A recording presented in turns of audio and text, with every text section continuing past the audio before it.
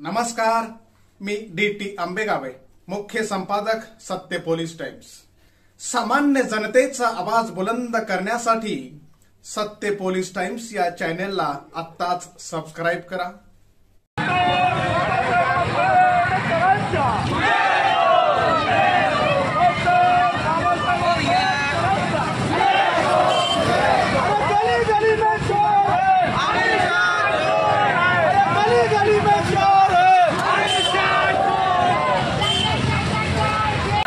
भंडारा येथे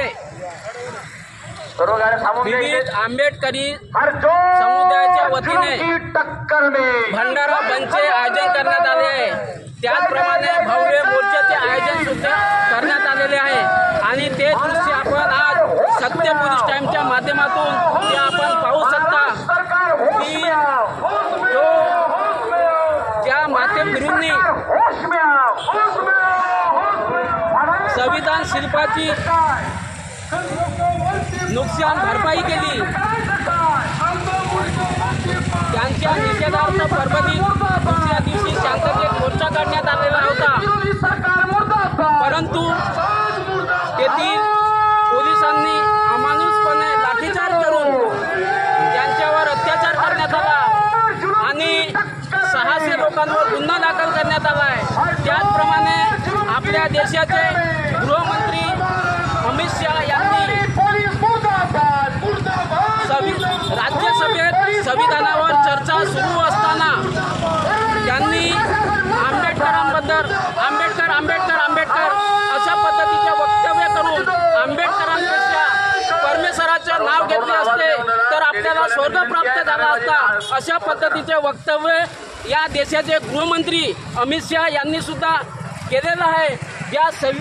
त्या संविधानाची शपथ घेऊन केंद्रीय गृहमंत्री त्या संसदेत पोहोचले आणि त्या संविधानाची अवमानना करीत असतील तर त्याला आपण काय म्हणावं। म्हणून ह्या देशाचे गृहमंत्री अमित शहा यांनी सुद्धा माफी मागितली पाहिजे आणि जो परभणीत ज्या लोकांवर गुन्हे दाखल करण्यात आलेले आहेत ते त्यांनी शासनाने तात्काळ मागे घ्यावं, अशा पद्धतीची मागणी आजच्या या बंदच्या माध्यमातून मोर्चाच्या माध्यमातून करण्यात येत आहे। मी संजीव भांगोरे, सत्य पोलीस टाइम्स, भंडारा। या मोर्चाविषयी काय सांगाल?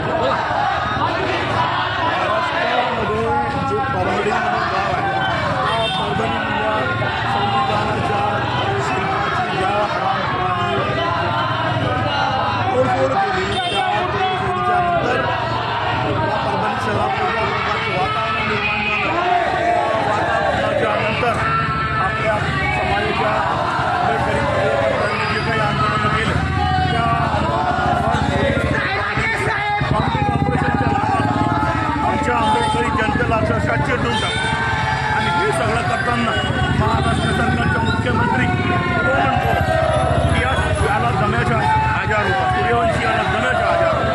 आज तुम्ही पाहता पोलीस कस्टडीमध्ये या सोमनाथ सूर्यवंशीला अत्यंत क्रूरपणे परभणी पोलिसांनी त्याला मारहाण केली आणि त्या मारहाणीमध्ये त्याचा मृत्यू झाला आणि आमचे विजय वाकोडे नावाचे आमचे दुसरे कार्यकर्ते होते, आंबेडकरी कार्यकर्ते, त्याचा सुद्धा मृत्यू झाला पोलीस प्रशासनाच्या दबावतंत्रामुळे। त्याच्यामुळे याचे परिसर आहे हा सगळ्या महाराष्ट्रात उमटलेला आहे आणि त्यामुळे आमच्या भंडारा शहरातही आज आम्ही 21 तारखेचा भंडारा बंद अरेंज केलेला आहे। भारताचा नालायक गृहमंत्री म्हणावा लागेल, या गृहमंत्री ज्याच्या संविधानामुळे तो काम करू या देशाचा गृहमंत्री बाबासाहेबांच्या बद्दल त्याची लायकी नसते, बाबासाहेबांच्या बद्दल असे उद्गार काढतो जर परत मोदीने आम्ही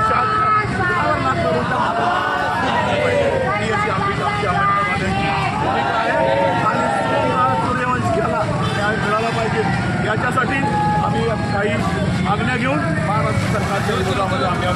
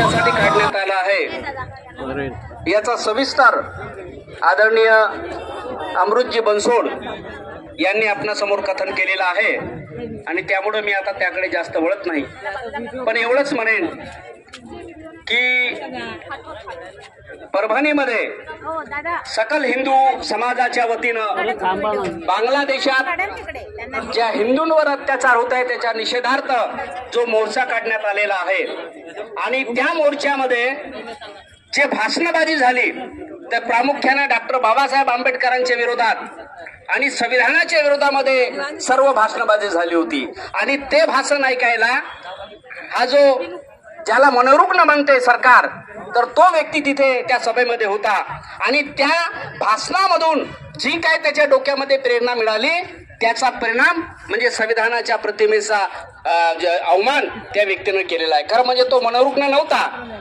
त्या सभेमध्ये जे भाषण झाली त्या भाषणाचा परिणाम त्याच्या डोक्यावर झाला आणि म्हणून त्यांनी त्या संविधानाच्या पुस्तकीचा अवमान केलेला आहे आणि त्याच्या निषेधार्थ जो आंदोलन झाला त्या आंदोलनामध्ये या लोकांचा तेवढा सहभाग नसताना सुद्धा पोलिसांनी जे अन्याय जे केलेला आहे त्यांची जी हत्या केलेली आहे त्याचा निषेध संपूर्ण देशामध्ये होत आहे। बंधूंनो, मी एवढंच म्हणेन की ही पेशवाईची सुरुवात आहे। अमित शहाने ज्या लोकसभेमध्ये संविधानावर उत्तर देतेवेळी जे शब्द प्रयोग केलेले आहे तो काही पागल नाही आहे, नियोजनबद्ध त्यांच्या तोंडातून हे शब्द निघालेले आहेत, कारण त्यांना या देशामध्ये संविधान बदलवून पुन्हा मनोवाद स्थापन करायचा आहे। इतिहासाकडे जर आपण पाहिलं तर संविधानाची निर्मिती होत असताना या संविधानाचा सर्वात मोठा विरोध जर कोणी केला असेल तर विश्व हिंदू परिषद आणि RSSच्या लोकांनी केलेला होता। याच लोकांनी संविधानाचा विरोध केला, पण या देशामध्ये संविधान लागू झाल्यानंतर RSSच्या लोकांनी त्या नागपूरच्या जो संघ कार्यालयात आहे त्या संघ कार्यालयामध्ये कधीही तिरंगा फडकवला नाही, ते भगवाच फडकवत राहिले आणि त्यांच्या डोक्यामध्ये आहे की या देशामध्ये मनोवाद स्थापन करायचा, संविधानाला नष्ट करायचा। हा ईव्हीएम जो ईव्हीएम आहे बंधूंनो, आता त्यांनी एक मुद्दा काढला आहे, एक देश आणि एक निवडणूक। खरं म्हणजे एक देश आणि एक निवडणूक ही या देशामध्ये लोकशाही संपवण्याचा कारस्थान आहे, लोकशाही संपवण्याचा कारस्थान आहे। ईव्हीएमच्या माध्यमातून निवडणूक जिंकायचा, अर्ध्यापेक्षा जास्त राज्य आपल्या ताब्यामध्ये आणायचं आणि हळूच्या देशाचं संविधान बदलवून घ्यायचा, ही कूटनीती या देशामध्ये भारतीय जनता पार्टीच्या डोक्यामध्ये आहे। RSSच्या इशाऱ्यावर या देशामध्ये त्या पद्धतीचं कार्य केलं जात आहे आणि म्हणून आता आम्हाला सजग होण्याची गरज आहे। यापेक्षा जास्त तीव्र गतीनं आता आम्हाला आंदोलन करण्याची गरज पडणार आहे। या देशाचा संविधान जर वाचेल तरच या देशातील बहुजन समाज हा जिवंत राहील, अन्यथा मनोवादामध्ये ज्या लोकांचा सहभाग होता, जे लोक राज्य होते, पुन्हा तेच या देशावर राज्य करतील आणि या देशातील संपूर्ण बहुजन समाज, आमचा तेली कुणबी माडी हे जे सर्व आहे हे सर्व संपुष्टात आल्याशिवाय राहणार नाही आणि म्हणून संविधानाचं रक्षण करणे नव्हे तर या देशाच्या रक्षणासाठी आता आम्हाला समोर सजग राहणे ही काळाची गरज आहे। मी या देशाच्या जो अमित शहा आहे त्या अमित शहाचा निषेध करतो आणि सरकारला मागणी करतो की त्या अमित शहाला ताबडतोब त्यांच्या पदावरून काढण्यात यावं आणि त्यांनी संविधानाचाच अपमान केला, बाबासाहेबांचाच अपमान केला असा नव्हे तर संबंध संविधानाचा अपमान केला आहे आणि म्हणून त्याच्यावर देशद्रोहाचा गुन्हा दाखल करून त्याला तुरुंगात टाकण्यात यावं ही मागणी करतो आणि मी माझी रजा घेतो। भगवान का क्या होता तो उनको 7 जन्म तक स्वर्ग मिला रहता। काय एखाद्या गृहमंत्र्याची, त्याला जो संसदेच्या भारताचा गृहमंत्री आहे, अशा प्रकारचं विधान करणं शोभते का? अशा प्रकारे त्या गृहमंत्र्याचा सुद्धा आपण राजीनामा मागायला पाहिजे, गृहमंत्र्यावर सुद्धा कारवाई व्हायला पाहिजे, कारण त्यांनी केवळ बाबासाहेबांचा अपमान केलं नाही तर ज्या संविधानाच्या आधारावर ते गृहमंत्री आहेत त्या गृहमंत्री पदाचाही त्यांनी मान राखला नाही आहे, संविधानाचाही अपमान केला आणि बाबासाहेबांचा अपमान केलेला आहे। तर अशा प्रकारची या संपूर्ण घटना तुम्हाला जास्ती सांगण्यात काही अर्थ नाही, माहीत आहे, परंतु या प्रसंगी काल महाराष्ट्र विधानसभेमध्ये जी चर्चा झाली त्या चर्चेमध्ये की या सोमनाथ सूर्यवंशीला 10 लाखाची म्हणजे आर्थिक मदत केलेली आहे आणि जो वाकवडे आहे विजय दादा वाकवडे याला 5 लाखाची मदत केलेली आहे. तर अशा प्रकारे केवळ 5 आणि 10 लाखाची मदत काही होणार नाही. आपल्याला त्याला 50 लाख 1 कोटी अशा प्रकारची त्याला मदत केली पाहिजे. कारण त्यांच्या कुटुंबात आता नोकरीवाला कोणीच नाही.